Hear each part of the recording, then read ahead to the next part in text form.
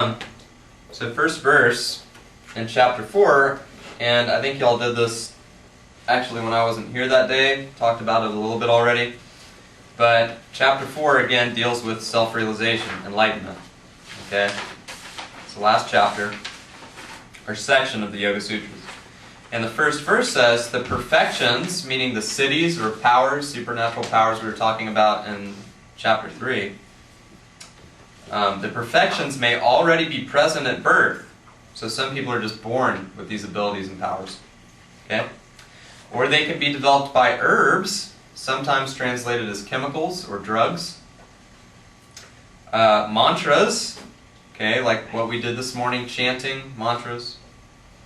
Purification, okay, like what we do in yoga and with our diet, lifestyle and everything. And by samadhi, superconscious experience. Experience of your higher self, true nature.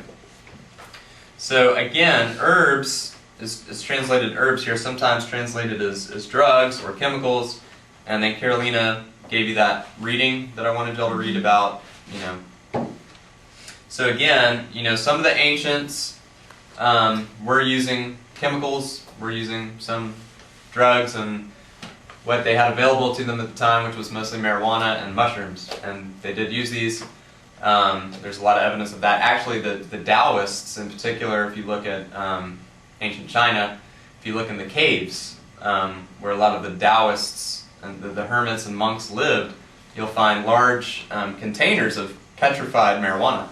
And they were actually smoking a lot of marijuana. The same people that were writing the Tao Te Ching, Chuang-Tzu, and all this, were actually using a lot of marijuana. This is proven in that there's several famous Taoist texts that mention it as, something they used for meditation.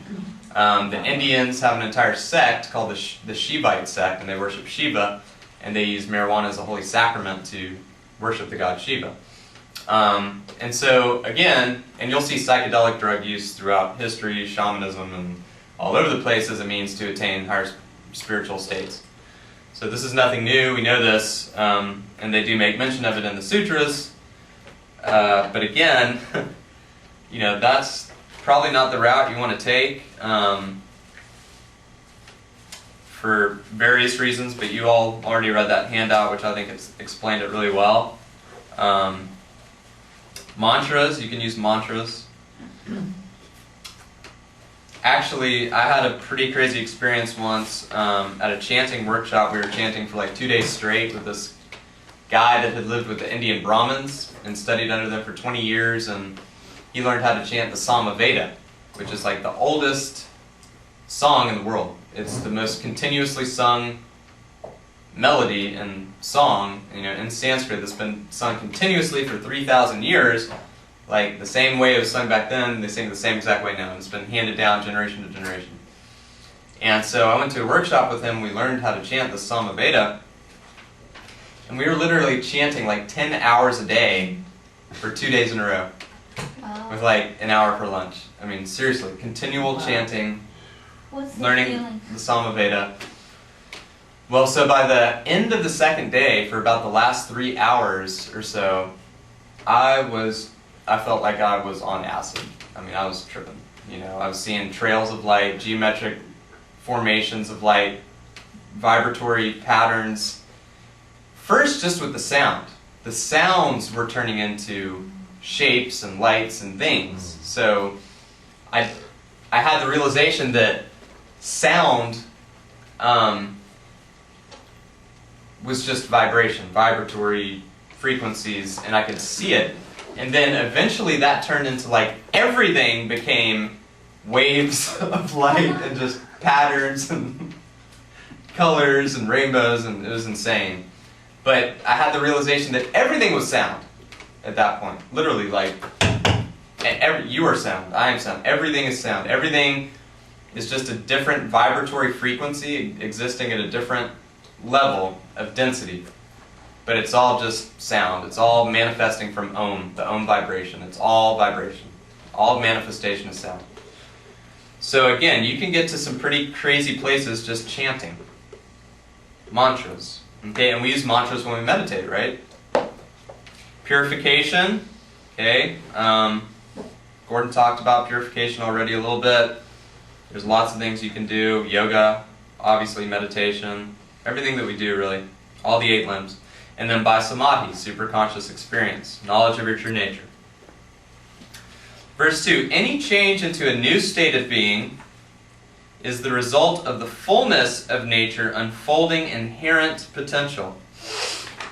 What is Patanjali talking about here when he says unfolding inherent potential? What is inherent potential? Isn't that what we all have inside of us? But he's talking about something deep and specific here that we've mentioned several times in this course.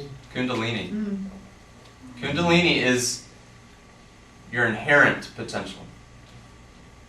It's potential energy. Do y'all know the difference between like kinetic energy and potential energy in science? More or less? Kind of? Okay. Well, like, so potential energy. We talked about that. Potential, Yeah. Yeah. Stored and potential. Shakti stored. versus Potential. Yeah, Kundalini. active energy and then stored or potential energy. Okay. So Kundalini, cool. So y'all already know about that. But Kundalini, again, is that stored or potential energy that we all have latent in us, resting at the base of the spine, awaiting arousal or awakening. Okay?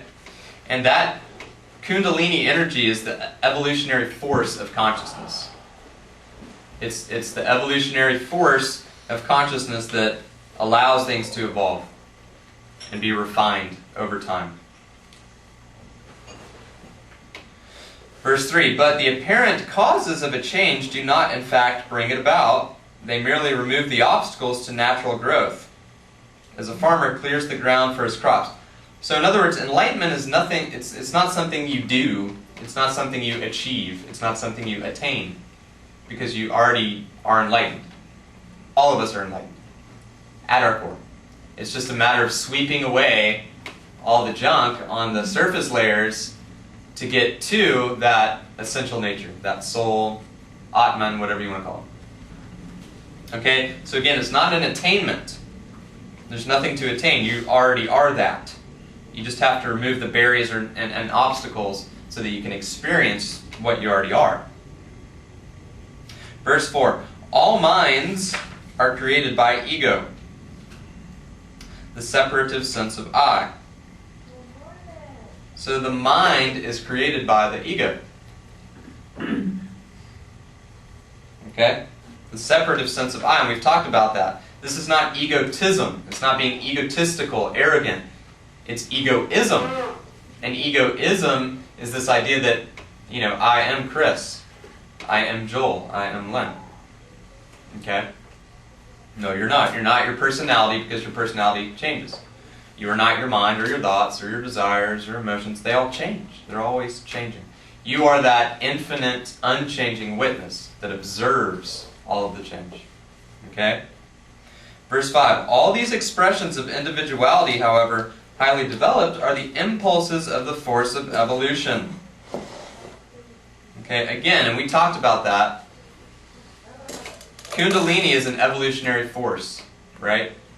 In manifestation, always refining, always evolving toward perfection. But it's evolving. It's not yet completed, completion, perfect. It's evolving, always. Okay? Verse 6, and of these, only the mind born of meditation is free from the latent impressions that generate desire. Only the mind born of meditation is free from the latent impressions, karma, that generate desire. So again, if you want to end suffering, you end your desires, you end your karma. Easier said than done.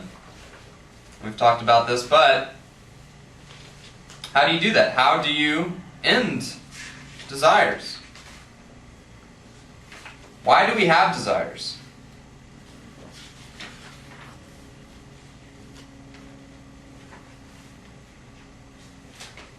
Because we live in the physical body. We identify with this impermanent shell, right? We think this is what we are. What else? What other belief do we have that prevents us from liberation? Prevents us from letting go of our karma, our desires, Why else do we have desires for anything? What's the belief? Fear of death? Maybe so. That has something to do with it. But what's the inherent belief? Why do we have desires for anything? We believe that these things will do what? Bring us happiness. Bring us happiness. So we have this belief that we are this impermanent thing, that we're not. It's an illusion. And we have this belief that impermanent things in the world can somehow bring us happiness. A job, a career, a person, another person, a car, a house. Well, all of those things are impermanent, all of them. Everything is. So to rely or to attach yourself to something impermanent can only bring suffering. To believe that you are this impermanent thing can only bring suffering. Okay? So it's this belief in impermanence, this belief that I am something I'm not. Okay, that's how you end desires, is to change those beliefs. How do you change those beliefs? Meditation. Meditation. Experiencing your true nature over time will alter those beliefs. Okay? Verse 7. The actions of an enlightened being are neither black nor white, but those of others are threefold. He's talking about the gunas.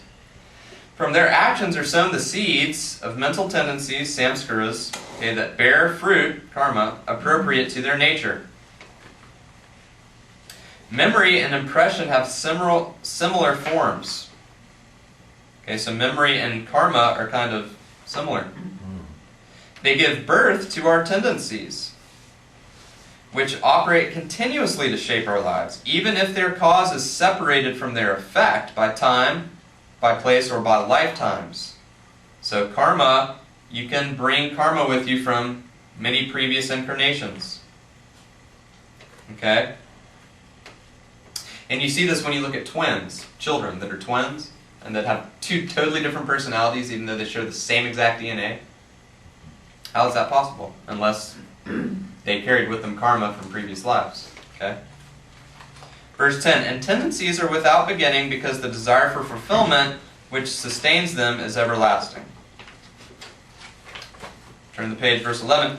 They are maintained by the mind's bondage to its objects through the cycle of cause and effect, the cycle of birth and death, sometimes called samsara. Okay? You can write that down if you want. Samsara.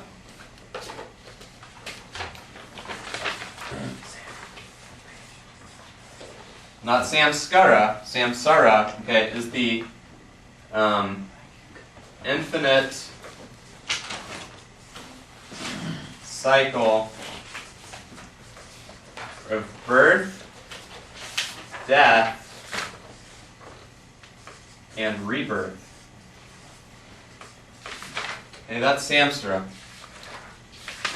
It's this never-ending cycle of birth, death, and rebirth into this world or possibly others.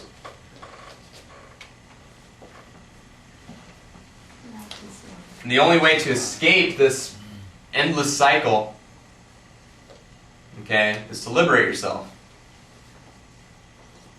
To become enlightened, to realize your true nature, transcend your impermanent self, completely merge the awareness permanently with your true nature.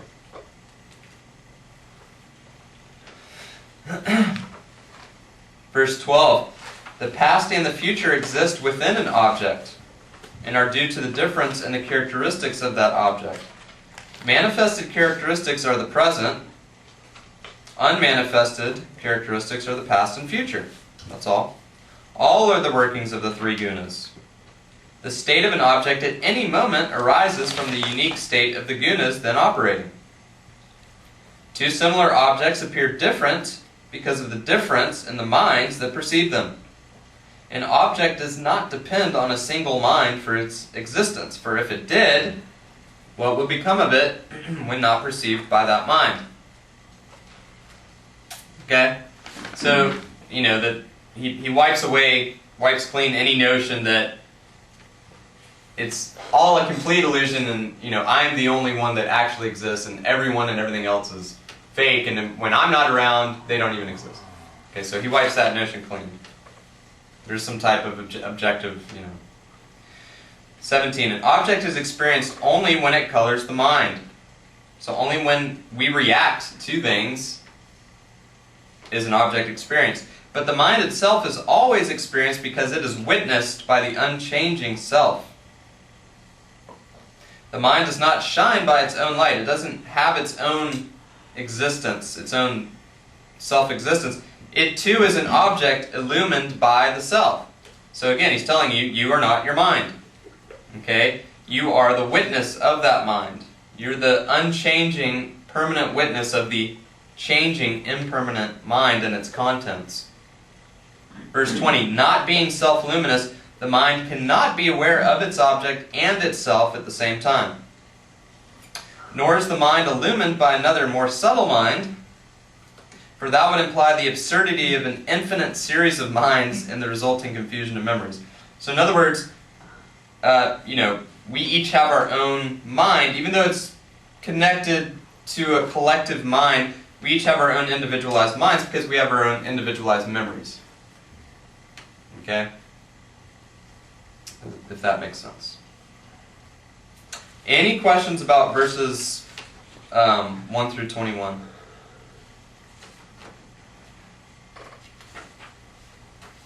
So when you, I guess, I don't know if this is the right word, escape samsara, what kind of becomes of you? Do you stop incarnating in the flesh? Well, there's three levels, actually four, I guess, of existence. There's, we'll say 3 realms. Sure. Okay? Or levels. Okay? You have the physical, the astral,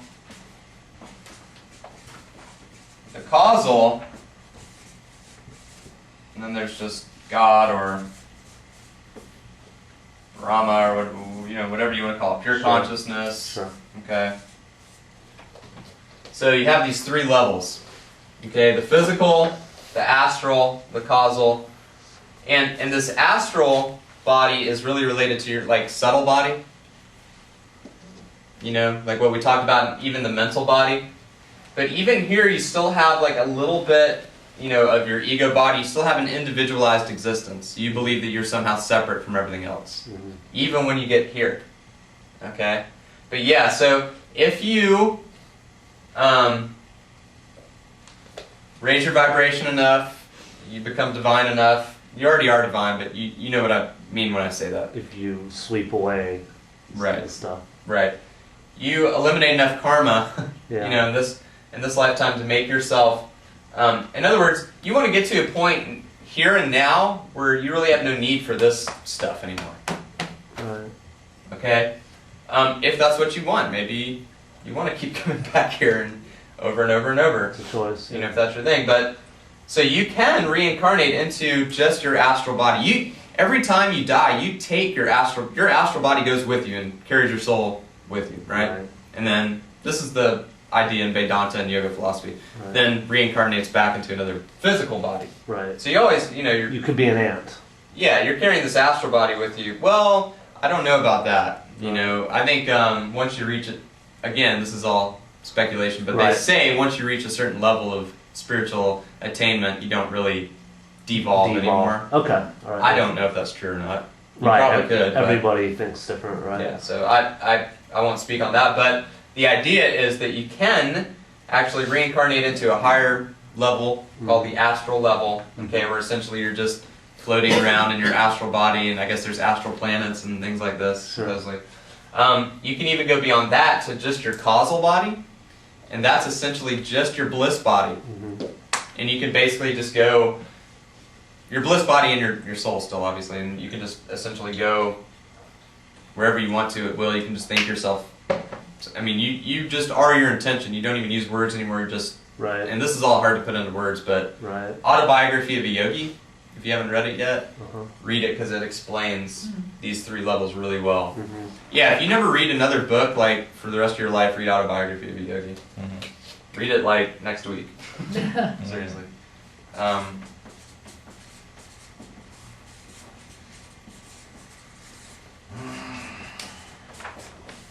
we all hear about how we want to burn off the karma to escape those chains. Right. Does that mean burn off all karma or only bad karma and keep the good karma? Or is that another topic of debate? Yeah, Yeah, just don't even think about it as good or bad. Just think Yeah. about it as any kind of attachment or aversion that you might have to anything is going to be karmic Right. in nature. So Because even good karma, it's that cause effect. You right. wanna So just eventually to do be it. free from the bonds of all three gunas. Okay. To be free from the bonds of Maya, from illusion, karma, so that you have really no need or desire to incarnate in the flesh anymore. It serves no purpose for you any Right. further. So you can go here, you can go here, and they say that ultimately the ultimate destiny of all souls is to merge back into the Godhead or Brahman or what have you, and to everything come back to oneness and reach its completion at a point of singularity, and then maybe start all over again. But this is the idea, the ebb and flow, the breathing of the universe, the creation, the destruction. Anyway, again, this is yoga, Vedanta, philosophy. But since you asked, yeah, I mean those That's are helpful. the three levels supposedly, and then the final Okay. destination of the soul. There's a new science show on Sci-Fi, Through the Wormhole, with the host I think is Morgan Freeman, and it's very interesting because what they're doing is basically scientists are talking about everything we're talking about here, but scientifically, how they're actually discovering this stuff. Yeah, they're proving all three of these yeah. levels exist. Pretty much, yeah. And so even you the guys last can catch one. it. Yeah. We talked about the quantum theory a little bit, the vacuum state, all that. But anyway, any more questions about any of the sattvic herbs or samsara? Are you gonna get into doshas, I guess, or Yeah, next week we're doing Ayurveda. and the herbs, I guess, play a part in the. Yeah. Some of these are good for different doshas. For instance, something like skullcap is really good for pitta, to relieve pitta or balance pitta. Licorice is really good to balance kapha. Ginger is really good to balance vata. Cinnamon's a good pitta herb. Cardamom's a good pitta herb. But we'll go into all that later, and y'all understand what I'm talking about when we get into the doshas. Because right now you're like pitta. Next week we'll talk about that. But yeah, seriously, if I don't recommend anything for the rest of this course, that's please read that book. Seriously. That'll help you. Reading, after having taken this teacher training, going back and reading this book, you'll actually understand what he's talking about. Like the first time I read it, I kind of grasped what he was saying, but a lot of the Sanskrit terms and I had no clue, Now I have a better grasp of it, but since you guys know a lot of the stuff, you'll go read it and you'll actually get what he's talking about. It's pretty cool. Cool. Any questions?